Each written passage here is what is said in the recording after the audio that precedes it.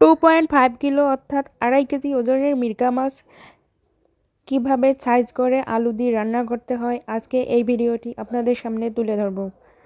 প্রথমে এই মাছটি ভালোভাবে সাইজ করে নিতে হবে। নেওয়ার পর এগুলো আঁশ ছাড়ানোর জন্য ধীরে ধীরে এগুলো পরিষ্কার করতে হবে। কিছু পরিমাণ ছাই নিয়ে মাছটির আঁশ ছাড়ানোর জন্য প্রস্তুত করতেছি। ভালোভাবে পরিষ্কার করে নেওয়ার পর এই মাছটি ভালোভাবে পিস করে নিচ্ছি। ভেবেছিলাম এর ভিতরে ডিম থাকতে পারে, কিন্তু এটি মাত্রা, যার কারণে এর ভিতরে কোনো ডিম পাইনি, শুধু প্যাটার অংশটাই বেশি। একটু ভারী ভারী করে মাছটি পিস করে নিচ্ছি।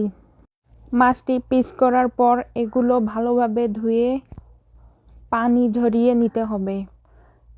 এখন তেল গরম হওয়ার পর পেঁয়াজ কুচিগুলো 2 ভাগে ভাগ করেছি। এর অর্ধেক অংশ ভেজে নিব আর অর্ধেক অংশ বেটে নিতে হবে। এখন মরিচের গুঁড়া দিয়ে দিচ্ছি প্রায় 2 থেকে 3 টেবিল চামচ।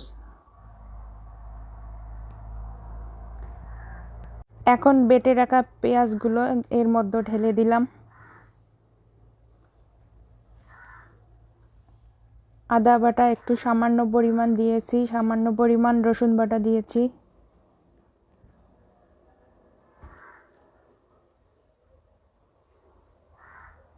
এখন এগুলো ভালোভাবে নেড়ে নিতে হবে। এগুলো ভালোভাবে নাড়ানাড়ি করতে হবে যাতে এগুলো পুড়ে না যায়। পুড়ে গেলে পুরো তরকারিটার স্বাদ নষ্ট হয়ে যাবে। এখন হলুদ গুঁড়া দিচ্ছি 3 টেবিল পরিমাণ চামচের, দিয়ে এগুলো ভালোভাবে নাড়তে হবে। বারবার নাড়তে হবে যাতে এগুলো পুড়ে না যায়। পুড়ে গেলে আবার তরকারিটা অন্যরকম হবে। এখন মাছগুলো একটা একটা করে এর মধ্যে ঢেলে দিচ্ছি, দিয়ে এগুলো আস্তে আস্তে নাড়তে হবে। এখন এভাবে নাড়ানাড়ি করতে হবে যাতে এগুলো কোনো অংশে লেগে না যায়। মাছটি প্রায় 2.5 কেজি, তাই অল্প অল্প করে এগুলো দিচ্ছি। একসঙ্গে দিলে এগুলো নষ্ট হয়ে যেতে পারে অথবা ভাঙতে পারে।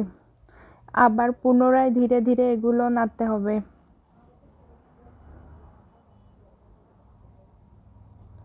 জাল একটু বেশি দেওয়ার কারণে এগুলো নিচে লেগে যাচ্ছে এরকম মনে হচ্ছে। এখন পুরো মাছটা ঢেলে দিলাম, দিয়ে এগুলো ধীরে ধীরে নাড়তে হবে। এখন মশলা বাটা পানিগুলো এর মাঝে দিলাম, দিয়ে এগুলো নাড়তে হবে ভালোভাবে যাতে এর অংশে, সব অংশে মশলার দেওয়া পানিগুলো ঢুকে যায়। ধীরে ধীরে এগুলো নাড়তে হবে ভালোভাবে।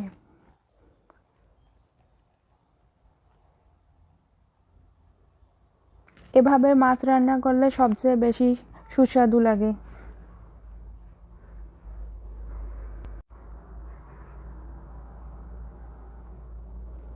এখন একটু হালকা তাপে রেখেছি মাছগুলো যাতে পুড়ে না যায়। তবে আপনাদেরকে বলে রাখি, আপনারা যখন এই পানি ব্যবহার করবেন এগুলো গরম পানি ব্যবহার করবেন। ঠান্ডা পানি ব্যবহার করলে এগুলো পানিটা গরম হতে হতে মাছটা ফ্যাসফ্যাসে হয়ে যায়, তখন ভালো লাগে না। আমি গরম পানিগুলো এই মাছের মধ্যে ঢেলে দিলাম, দিয়ে হালকাভাবে নাড়তেছি। একটু দেরি হলে মাছগুলো ভেঙে যেতে পারে, তাই তাড়াহুড়ো করে গরম পানি দিয়ে এগুলো রেখে দিলাম।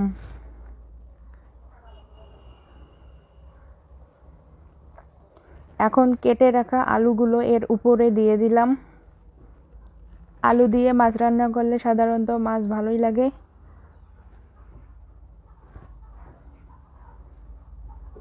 এখানে আমি শিল আলু কেটে দিয়েছি, আপনারা চাইলে বিভিন্ন ধরনের আলু দিতে পারেন, যার যেটা পছন্দ সেই অনুপাতে দিবেন। এখন মাছ রান্না কমপ্লিট। মাছের ঝোলটাও বেশ দেখতে খুব সুন্দর হয়েছে। এখন মাছগুলো একটা একটা করে বাটির মধ্যে তুলে নিচ্ছি আপনারা এভাবে এখন রান্না মাছ রান্না করবেন, কমপ্লিট। এভাবে রান্না